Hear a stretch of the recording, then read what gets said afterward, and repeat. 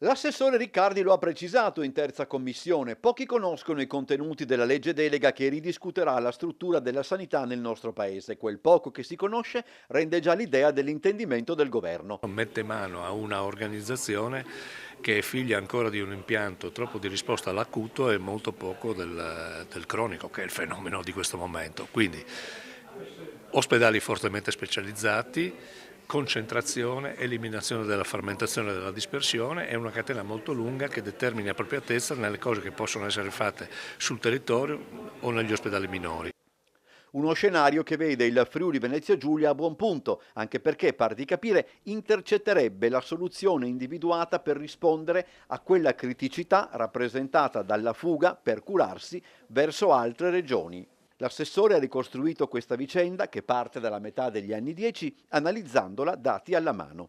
Ci sono delle organizzazioni ospedaliere e private accreditate a Regione Veneto che hanno costruito un sistema molto forte. È evidente che noi per riportare in casa quei volumi dobbiamo organizzare un'alternativa che sia in grado di contrastarlo. I numeri, ha sottolineato Riccardi, parlano chiaro e restituiscono una realtà in divenire, ben differente da quella che a suo dire molti raccontano per meri scopi politici. Si assiste infatti dal 2019, se non ad un'inversione di tendenza, ad un progressivo riposizionamento, soprattutto in alcuni settori maggiormente interessati dal fenomeno.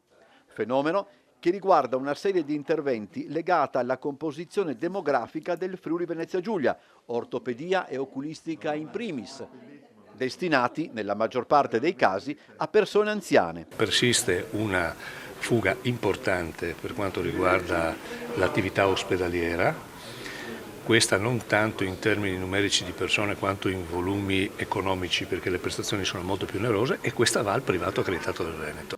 La ricetta è il caso di dirlo, la nostra regione può trovarla come dire in casa, ovvero guardando a quanto, magari non senza difficoltà, sia andato realizzando in tempi piuttosto recenti. La strada maestra è quella della rete oncologica, cioè dare alle singole strutture specializzazioni elevate, condizioni di sicurezza maggiore, ma anche capacità organizzativa di volumi maggiori, perché altrimenti questi processi ovviamente non possono essere contrastati.